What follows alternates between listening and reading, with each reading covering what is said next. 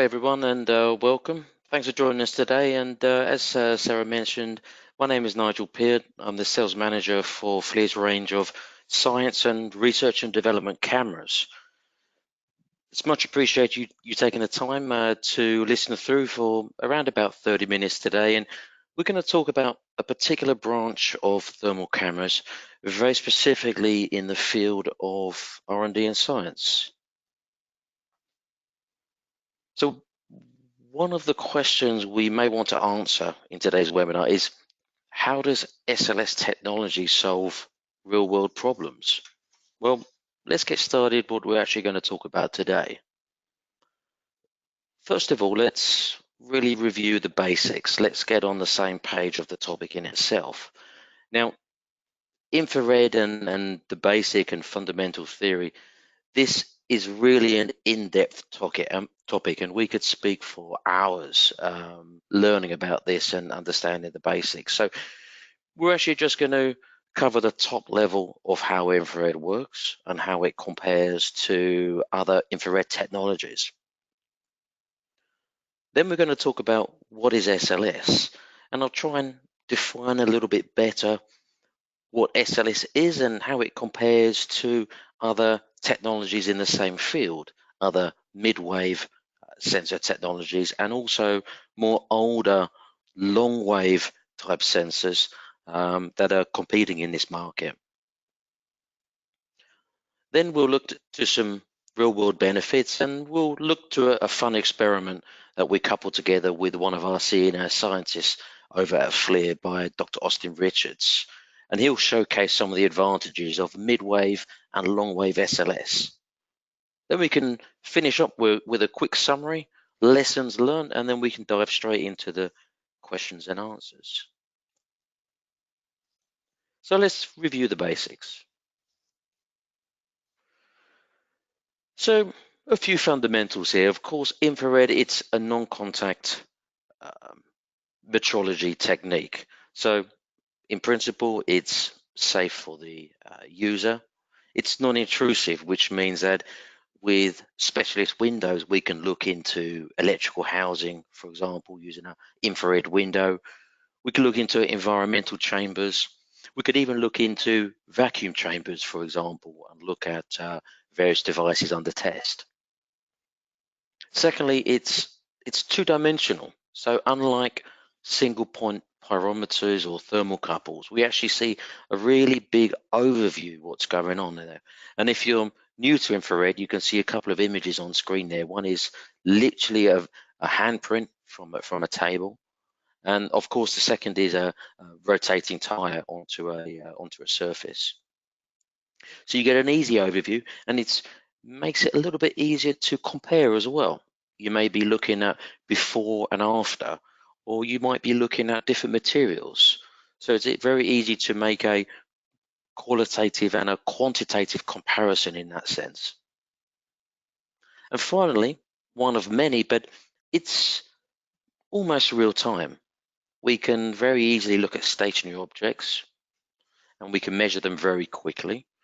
But it's also possible to record fast-moving objects and fast temperature changes. And these last 3 points, the measuring of objects quickly and the fast temperature change and cycle, these are interesting topics that we have to challenge ourselves in the world of infrared and when deciding on the right type of detector technology. So I mentioned at the beginning, this is focused for R&D and science, and infrared imaging is used in a whole broad spectrum of different applications, from aerial imaging to automotive. But today, when we talk of R&D and science, it's quite a broad topic in itself. At FLIR, we try to build cameras very specifically for this application field, and at the same time, we try to provide as much flexibility as possible. You can see a few examples here. These 12 examples, I mean, they're very broad in themselves. If you could read the writing, the first one is laser welding. The second one is friction stir welding.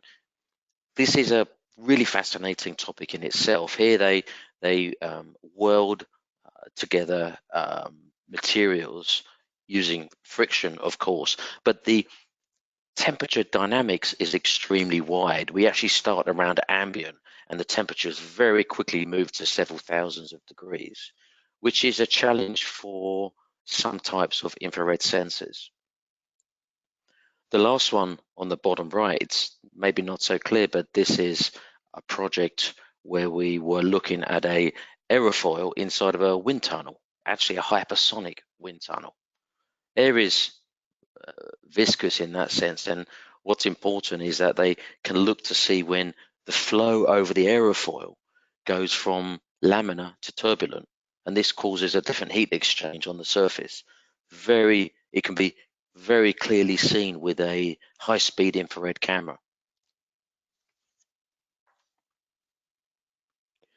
No presentation on infrared would be complete without a short snippet of the infrared spectrum.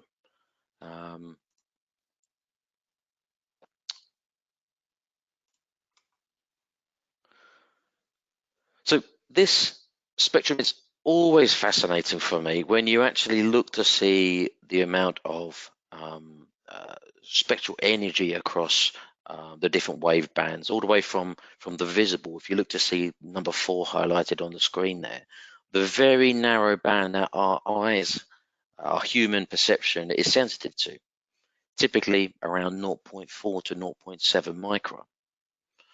Very narrow band. But actually infrared, you can see they're highlighted. It's spanning around about 0.9 micron, moving up to around about 14 micron.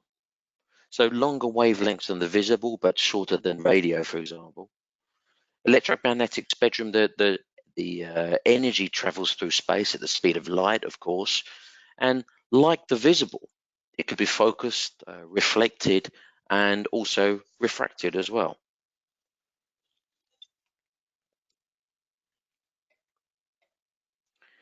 Now, this is certainly a good video to look over after the webinar. If you search it on YouTube, it's one of our science engineers, and it performs a very simple measurement, dropping of a golf ball and trying to look and understand the temperature of the golf ball itself.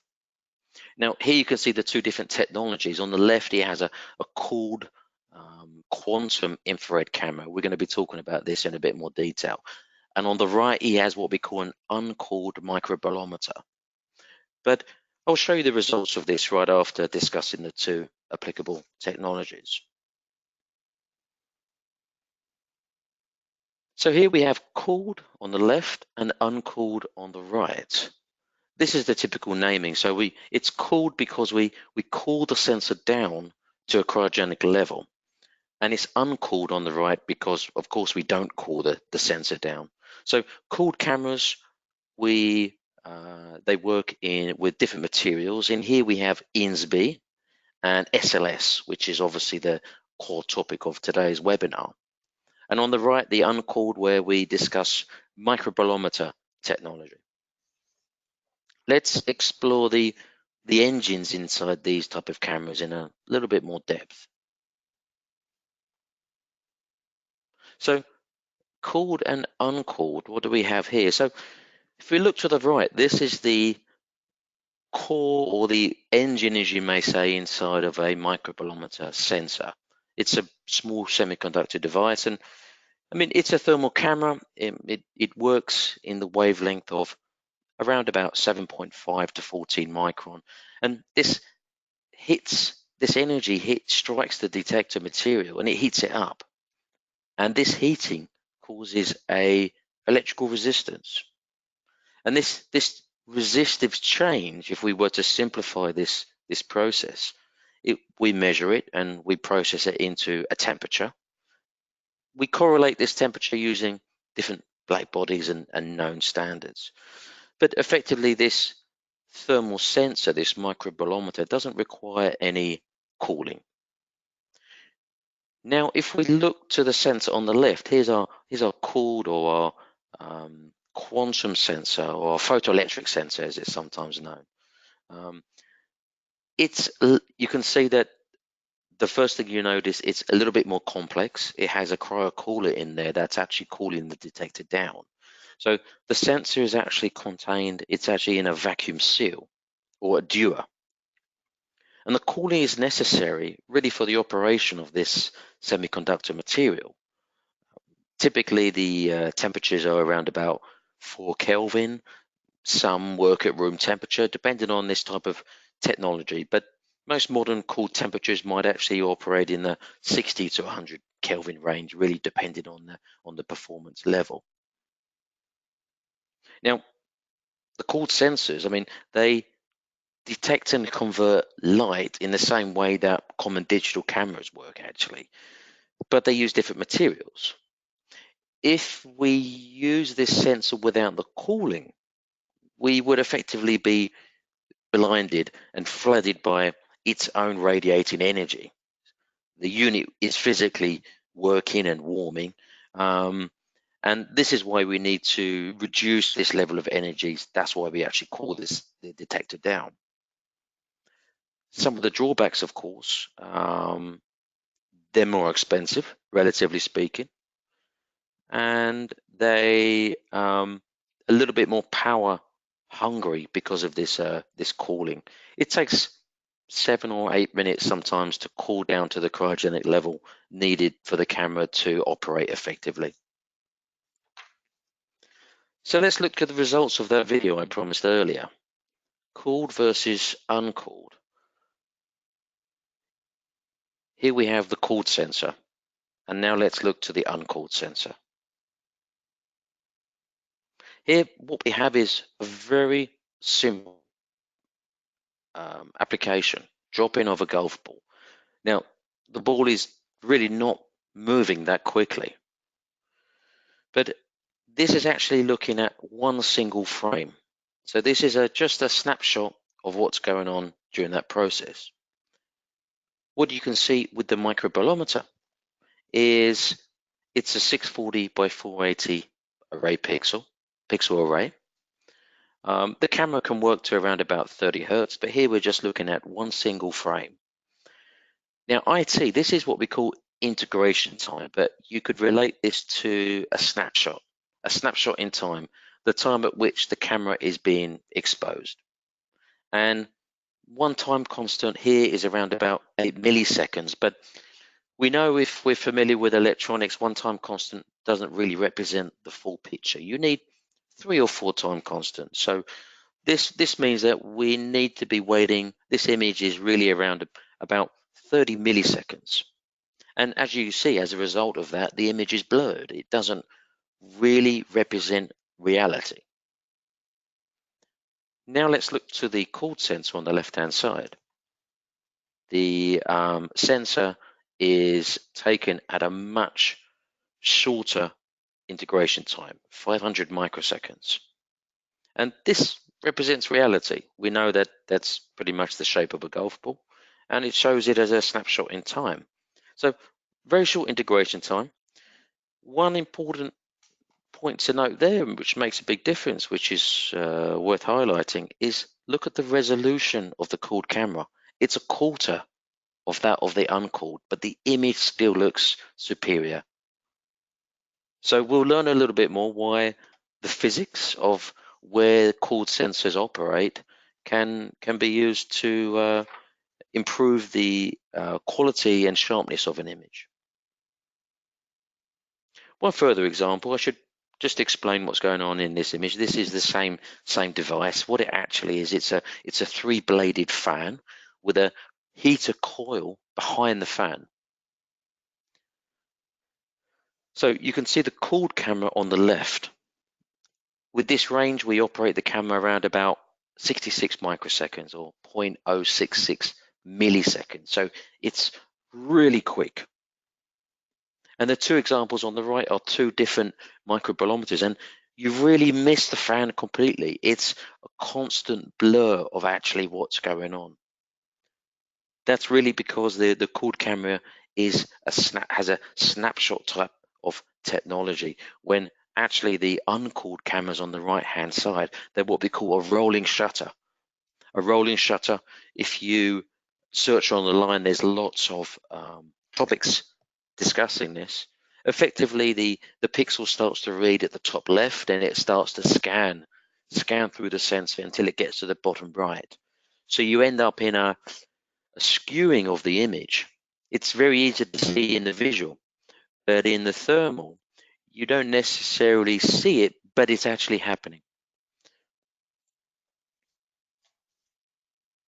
So we talked about different detectors and different materials, and let's look at a snapshot of the materials that we use today.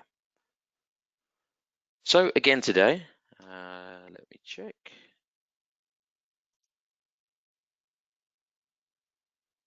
Yes. So here we have the infrared spectrum. And of course, we have the visible as described before, and we are moving into the mid-wave and the long-wave IR.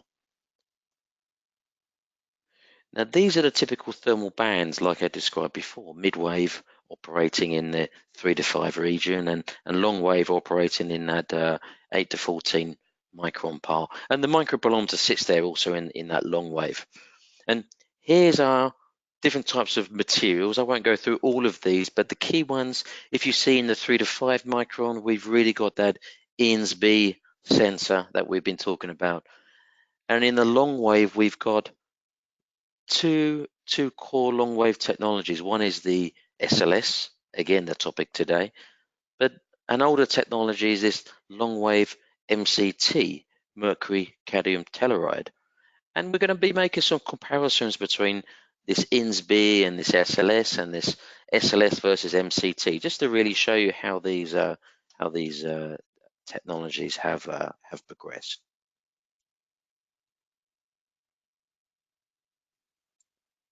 So we know that cooled or quantum sensors produce clean, crisp image quality due to this global shutter. The image capture time or the integration time is a magnitude times better than uncooled counterparts. And it has a very low noise floor, and we could operate at very high frame rates. But maybe the real question is, how does this SLS compare to other technologies, and how does it compare to the midwave? So SLS, again, lots on the web about this, so just a couple of highlighted points. So it stands for Type 2 Strained Layer Superlattice, or T2SL for short. It was developed back in the 70s, actually, and wasn't till actually around about 20 years later the first high-performance SLS photodetectors came on the market. And they're produced by altering multiple layers of thin indium arsenide and gallium antimonide, quite exotic materials actually. The first focal planes were developed in around 2003, and since then they've experienced significant improvements, and the development continues. Firstly, in the last few years, we've seen the SLS portfolio of infrared sensors from FLIR really start to expand and increase in their waveband as well. Let's look at this SLS spectral response. So what are we really looking at here? We have the photon, the normalized response on the y-axis here, and of course wavelength on this x-axis. And what we want to compare here is the new SLS technology on the right compared to the older MCT long wave technology on the left. Here you can see two cameras, two infrared cameras from FLIR actually. One is for reference a 7300, and on the right it's a newer 6701 SLS. Now, from the graphs, you'll see that the SLS has a much wider spectral response. It spans wider. Here it's about 7.5 to 10.5, but on some of our more advanced cameras, they operate a little bit further, nearly up to 12 micron actually. One of the noticeable difference, of course, on the left, the MCT, it has a little bit more quantum efficiency, around about 80 to 85%, versus SLS, which may be sometimes moving down to the 50% mark. But what does this mean in reality? Let's just look at a very basic example here. So a big feature of the SLS comparison to other long wave is it's very uniform and very stable. If you cycle the camera many times, a camera operating the SLS will typically turn on, like you see the image on the right hand side. And you can see this just by demonstrating this, looking at the two coffee cups. The image on the left is rather grainy, and it would need what we call a correction or a non-uniformity correction. This could be done with a black body, and often you need to put the black body in front of the sensor, which is a homogeneous source. And here we can improve and flatten the image. Now, in the lab, this might be okay, but often for field-based applications, it could be a little bit tricky and inconvenient. Also, same for applications where you may want to remotely control the camera from a long distance or inside of a test chamber, a hazardous area, or a government test range. And this camera here on the right-hand side, this is actually from my demo stock. And this hasn't been corrected or updated in nearly a year, which is almost unheard of if you're familiar or you're listening and you're using this MCT type of sensor already.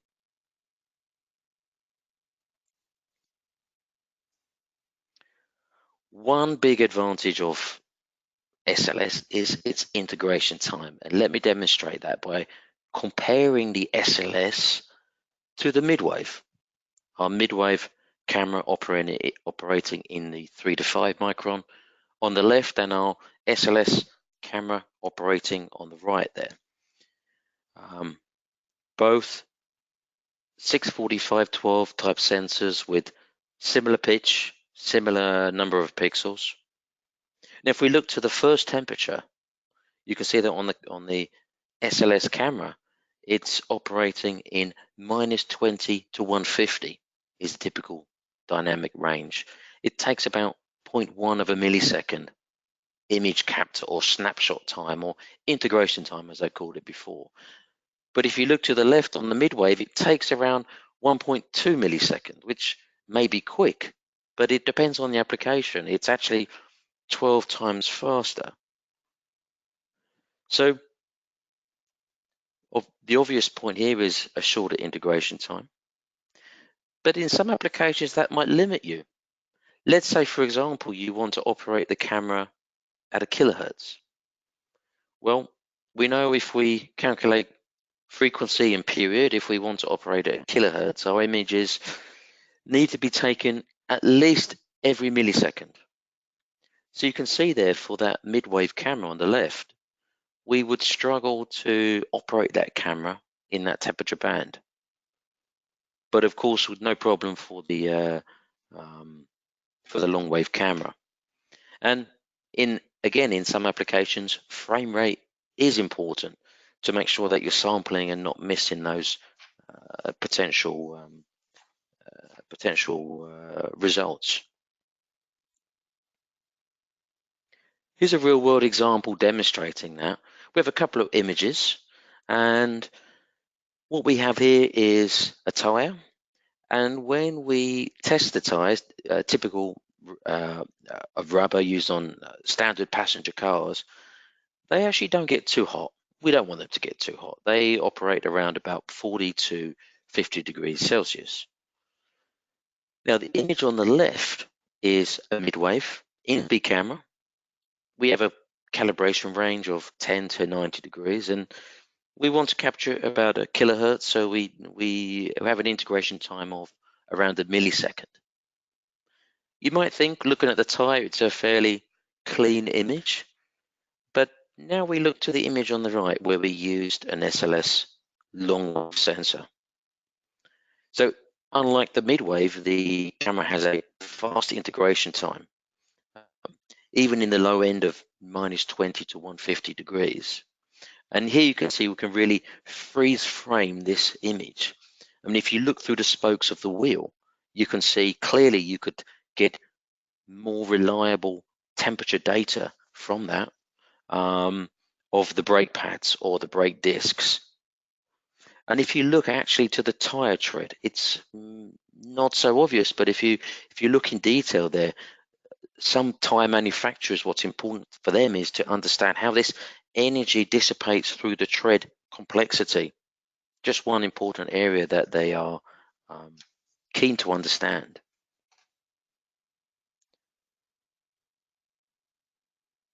Again, back to a couple of comparison tables, but some interesting points here is the wide temperature bands. Let's look at this for the SLS and the long wave MCT.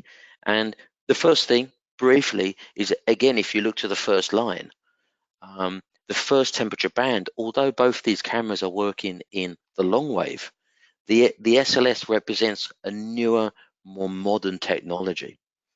So the first band on the left is 5 to 50 degrees C. So it's very, very narrow before you start to need to change that integration time or shutter time.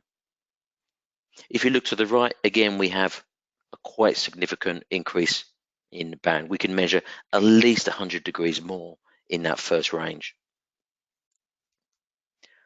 The next point also to look at there, where you see ND in the table, this is where we have to use a neutral density filter to reduce the energy on the sensor. And the main point being, we can use that much later on with the SLS technology. Let's just keep on the topic of this wide band, and I'll come to a few good real world examples in a few minutes. But here we're actually comparing this wide band to the midwave.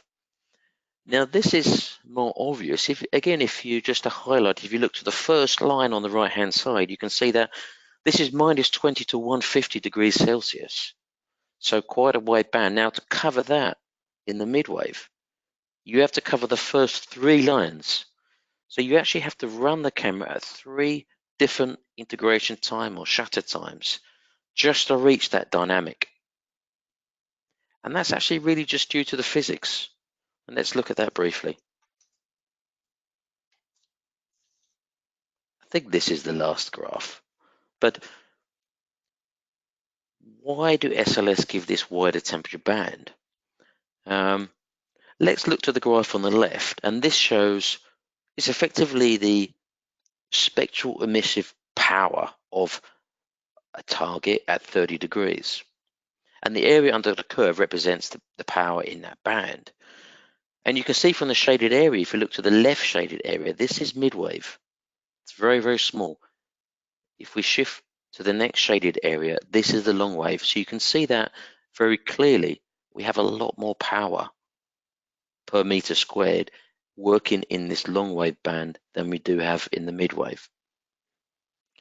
Now, if we look to the graph on the right, we see as the objects heat up, the peak represents the peak energy shifts to the left, and you see it starts to tail off to the right. So each of these curves here, if you're not familiar with Planck, it's an interesting topic just to Google afterwards. But just to repeat again, as you increase in temperature, the peak energy starts to shift to the left, and it tails off to the right. So the change in this band in the long wave is less dramatic, and it's more dramatic in the midwave. And this means that the long wave will allow us to work over a much wider dynamic range.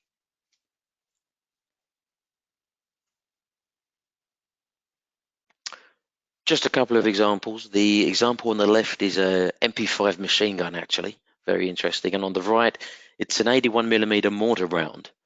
Now, these are real-world images. So on the SLS camera in both these situations, it was set up for minus 20 to 150 degrees, and we had it operating around about 1 kilohertz on the left and a windowed down image to reach 2 kilohertz on the right. The main point here is that we can see everything that goes on in the image. So we can see the very hot gun. If you look closely on the left, you actually see the shells firing in the air. So they're also very hot, around about 160 degrees. But you also see the very cold contrast in the back. This might be interesting for range applications where you may want to measure something fairly hot, but have a reference source in the back, like the sky, for example.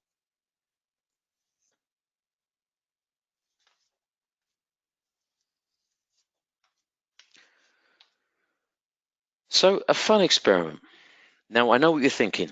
How much fun can you have with a plastic water bottle? Well, when you add a high voltage ignition and some alcohol, it could be quite interesting in infrared.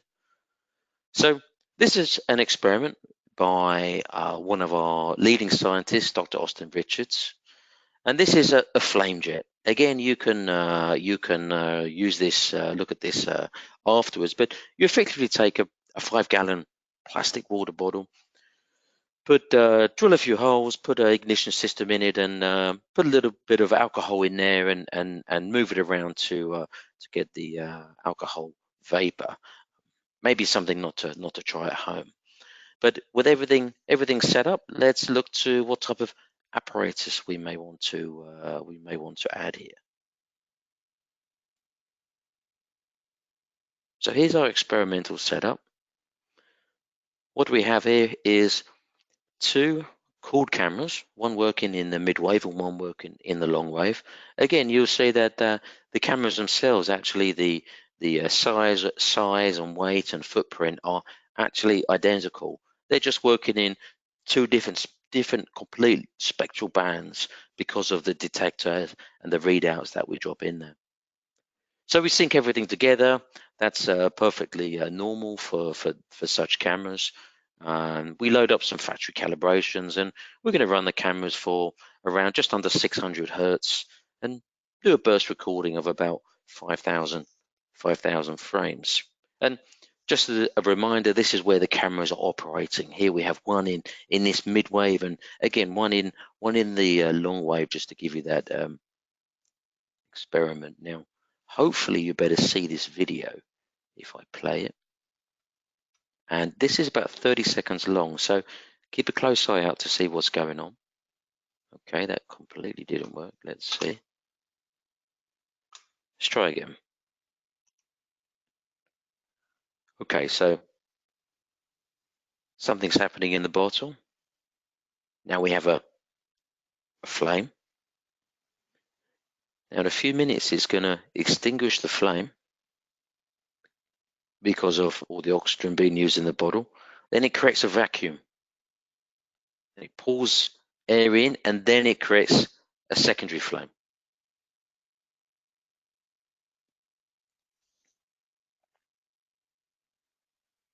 Okay. Now this process actually took around 1.5 seconds. Let's look to that image in a little bit more detail. Now, here we see the frames early on in the recording. You see there are a lot of bright reflections in the left image. So the left image is the mid wave. So I should have mentioned that. The right image is the long wave. So what do we see? Firstly, we see some reflections from a space heater in the background, and that's actually because there's more emission. And there's higher radiance in the midwave for this particular band. So we're getting higher radiance from this space heater, and we're getting higher sensitivity to temperature change in the midwave. You noticed before when we looked at those Planck curves, they were really steep in that midwave part of the section. So although you've got more energy in that long wave band, you've got a lot more sensitivity to temperature change in that midwave band.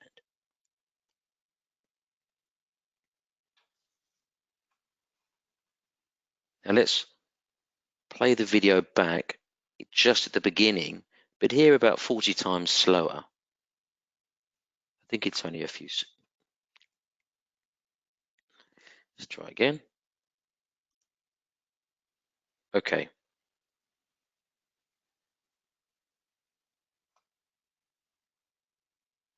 while that's playing.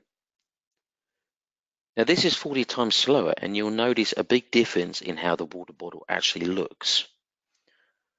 So since the water bottle is made from quite a thick plastic material, it's actually opaque in long wave. Therefore, you cannot see the ignition.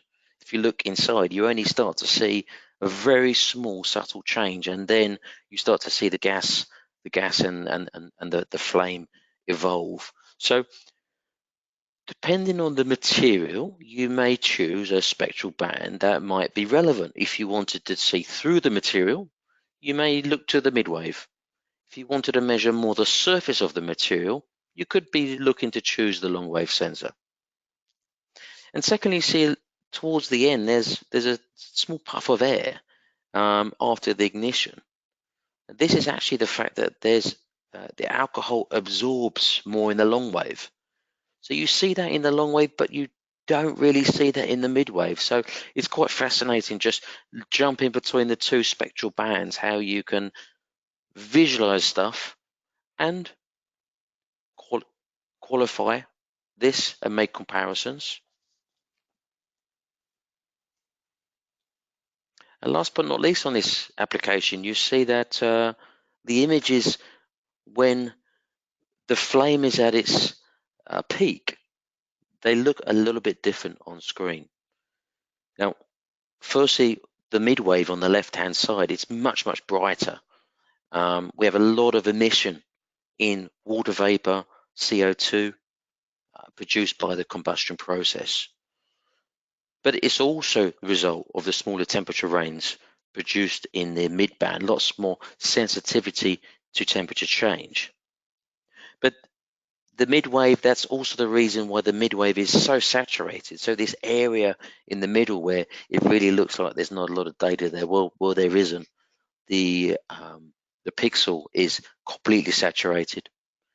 We actually convert, because of the saturation, you see we actually converted the level to counts there. But you see on the right hand side, there's only a very small level of saturation at the peak of the bottle. So it's brighter in the midwave because of this emission, and it saturates much sooner. And you can see there this ability to have this wide temperature dynamic is very useful. So long wave IR and SLS and working in the midwave, there's no better wave band to use. You saw there that depending on the wave band, it really depends on what you're looking to do. It's application driven. Let's summarize some of our findings now. So you can see here that in the long wave, we have much shorter integration time, certainly for the lower temperature band below a few hundred degrees. The temperature ranges are much wider and much better images for cold scenes. Also, you notice there is only certain phenomena that could be seen in this band. For example, the puff of alcohol in the vapor. And if we look to the midwave, again, working in the 3 to 5 micron, this isn't the only band. Midwave can actually operate in a much broader band in the 1 to 5 and 1 to 5.5 micron. But effectively, we have high sensitivity to temperature change. That's why when we look to the floor in the last images, there was a lot more contrast there. It can actually see further if the air is humid. So maybe for long distance applications that has some implication. Or because of the spectral band in the midwave, there are some very useful bands. For example, bands for certain lasers, CO2 for example. There's some absorption bands around the 3 micron mark. Midwave cameras are actually a little bit less expensive, and some of the lens, there's more lens varieties off the shelf. So just looking at the long wave and just coming to the final conclusions of the webinar. So here's a a summary of some of those points again. It's a interesting material working in the long wave SLS, and it produces quite a niche in the world of infrared for R&D applications. So if we look to the long wave response, it could be material dependent or emission absorption. That might be the reason for looking to the long wave IR.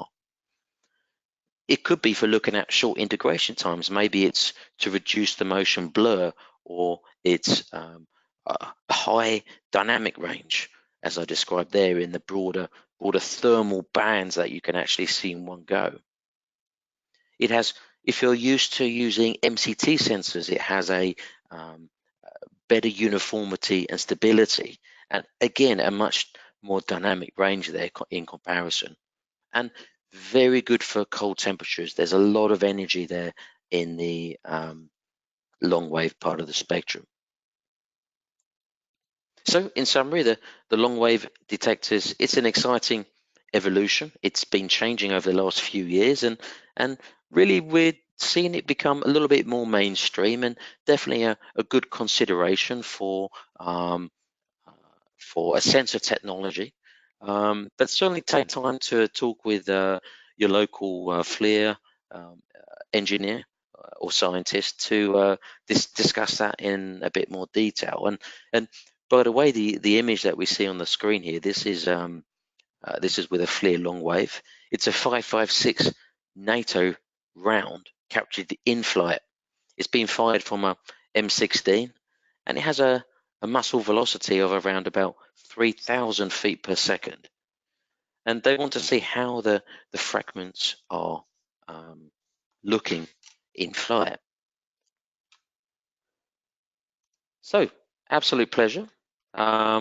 Here's my contact details. Very welcome to get in touch with myself or locally.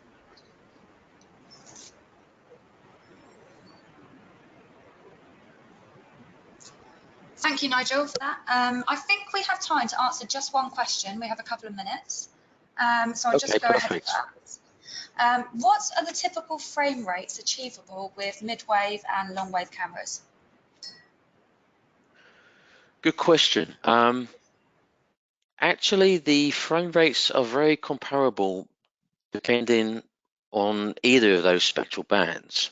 A lot of the sensors, to give you a couple of examples, X6900, which is a name that works in the midwave and is an SLS type sensor. A fairly high speed sensor might be 1 kilohertz, 1000 frames a second. And that would be operating with a sensor that is 640 by 512, which is quite typical. If you're and that's also the same in both bands. Now that can be windowed down, and windowing is a method where you may reduce the size of the image using less pixels to measure from, but it allows us to increase the frame rate of the camera. And if we increase that down into a fairly small letterbox, we can reach the typical highest frame rates of around about 32 kilohertz. If you're familiar with visual cameras, visual cameras work on a completely different type of technology, and these can run into hundreds of thousands of hertz. But infrared, we have to use certain exotic materials that are only working in this infrared band, and so 1 kilohertz for such a 640 512 sensor in both spectral bands, and 32 kilohertz, I would say, approximately for a window down type image. I hope that answers the question there, Sarah. It does. Thank you, Nigel. So that is